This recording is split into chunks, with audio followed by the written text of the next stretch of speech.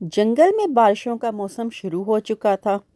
سبھی پنچھیوں نے اپنے پکے گھر بنا لیے تھے اور آج سبھی پنچھی اپنے اپنے پکے گھروں میں بیٹھے موسم انجوائے کر رہے تھے۔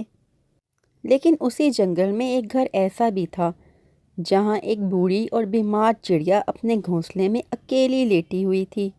وہ پچھلے کچھ دنوں سے بہت بیمار تھی، اتنی بیمار کہ وہ بیچاری اپنا دانہ بھی نہیں لا سکتی تھی۔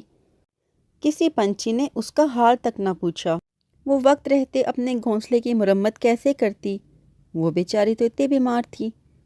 پھر کیا ہوا؟ جب بارش آئی تو اس کا چھت ایسے ٹپکنے لگا جیسے وہ گھر کے اندر نہیں بلکہ باہر بیٹھی ہو۔ لگتا ہے اب میرا گھونسلہ کچھ ہی پل میں ٹوٹ جائے گا، میں باہر چلی جاتی ہوں۔ اتنا کہہ کر وہ بیچاری روتی ہوئی اپنے گھونسلے سے باہر آ گئی اور گھونسلہ پانی میں بہہ گیا۔ میں نے اور میرے شوہر نے ان پنچھیوں کے ساتھ کتنا اچھا سلوک کیا تھا۔ کسی کو کسی بھی چیز کی ضرورت ہوتی تو ہم کبھی بھی انکار نہیں کرتے تھے، ہم ہر کسی کی مدد کرتے تھے۔ مجھے وہ وقت بھی آج رہ رہ کر یاد آ رہا ہے جب پنچھیوں کو کہیں جانا ہوتا تھا تو ان کی مائیں اپنے چھوٹے بچوں کو میرے پاس چھوڑ جاتی تھی اور میں سارا دن ان کی دیکھ بھال میں لگی رہتی تھی۔ کسی پنچھی کو آج کچھ بھی یاد نہیں رہا، کوئی میرا حال پوچھنے نہیں آیا، کسی نے یہ نہیں پوچھا کہ میں بھوکی ہوں، بیمار ہوں، مجھے کس چیز کی ضرورت ہے۔ کاش میرے بھی کوئی بچے ہوتے، میرا بھی کوئی اپنا ہوتا۔ بھولو جی، آپ کے جانے کے بعد میں اس دنیا میں کتنی اکیلی رہ گئی ہوں۔ آپ مجھے بھی اپنے ساتھ لے جاتے۔ یا اللہ تو مجھے بھی اٹھا لے، میں کیا کروں گی اس اکیلی دنیا میں؟ میرا کوئی نہیں ہے اللہ جی، مجھے اپنے پاس بلا لیں۔ وہ روتی جا رہی تھی اور اپنی موت کی دعائیں مانگ رہی تھی، لیکن قسمت کو تو کچھ اور ہی منظور تھا۔ پنکی کے یہ سب باتیں بادل کا ایک چھوٹا بچہ سن رہا تھا۔ اس کو بہت دکھ ہوا۔ مجھے بوڑھی چڑیا کی مدد کرنی ہوگی، وہ بیچاری بیمار ہے اور ابھی بھی بارش میں بھیگ رہی ہے۔ اس نے تو کئی دن سے کھانا بھی نہیں کھایا، میں اس کی مدد ضرور کروں گا۔ اتنا کہہ کر بادل کا بچہ اپنی دوست نیلم پری کی طرف چل پڑا۔ نیلم پری کیسی ہو؟ ارے تمہارے پرستان میں کبھی رات نہیں ہوتی کیا؟ اچھا چلو ہم بعد میں باتیں کریں گے، ابھی تم جلدی سے میرے ساتھ چلو، ہمیں ایک بڑی چڑیا کی مدد کرنی ہے۔ وہ بیچاری بہت بیمار ہے اور بارش میں بھیگ رہی ہے، اس کا گھر بھی ٹوٹ گیا ہے۔ ہاں ہاں چلو، تم مجھے اپنے ساتھ لے چلو، میں اس بوڑھی چڑیا کی مدد کرتی ہوں۔ پھر بادل نیلم پری کو لے کر اپنے جنگل کی طرف چل پڑا۔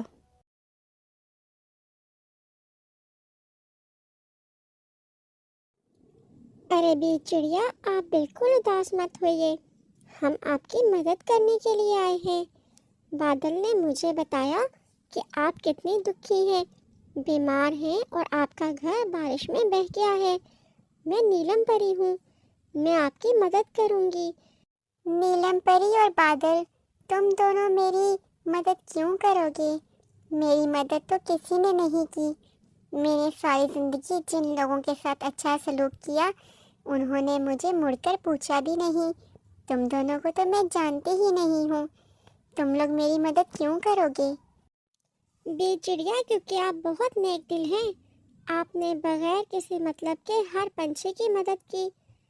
یہ تو پنچھیوں کی کم ظرفی ہے کہ انہوں نے آپ کے ساتھ اچھا سلوک نہیں کیا، لیکن آپ کو آپ کی نیکی کا بدلہ ضرور ملے گا۔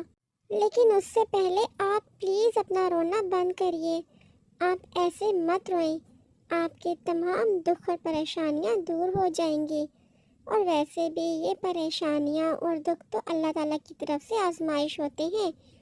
آپ بس اللہ پر توکل رکھیے، آپ کی تمام پریشانیوں کا حل وہ نکال دے گا۔ اس کے ساتھ ہی پری نے اپنی جادوئی چھڑی گھمائی تو وہاں ایک بہت بڑا مشروم کا گھر آ گیا۔ بے چڑیا، آپ اس گھر میں داخل ہو جائیے اور بے فکر ہو کر اس میں رہیے۔ جیسے ہی پنکی اس گھر میں داخل ہوئی تو وہ تو حیران رہ گئی۔ وہاں تو ایک پورا سجا سجایا گھر موجود تھا، پنکی کے لیے گرما گرم سوپ اور چاول تیار تھے۔ اتنا سب کچھ دیکھ کر پنکی بے اختیار رونے لگی اور کہنے لگی، جن کو میں ساری زندگی اپنا سمجھتی رہی، ان کے ساتھ اتنا کچھ کرتی رہی، انہوں نے میری کوئی پرواہ نہیں کی۔ میں کتنے دن سے بیمار پڑی تھی، کسی نے میرا حال تک نہیں پوچھا۔ سب پنچھی اپنی اپنی زندگیوں میں مصروف رہے اور مجھ بیچاری کے پاس کوئی بھی نہیں آیا۔ تو مجھے کیا ضرورت ہے بھلا اس گھر سے باہر جانے کی؟ میں اپنی باقی کی زندگی اسی گھر میں بتاؤں گی۔ تو پیارے دوستو، مطلبی لوگوں سے ہمیشہ دور ہی رہنا چاہیے۔ ایسے لوگ ضرورت پڑنے پر کبھی بھی کام نہیں آتے اور وہ آپ کے دوست نہیں ہوتے۔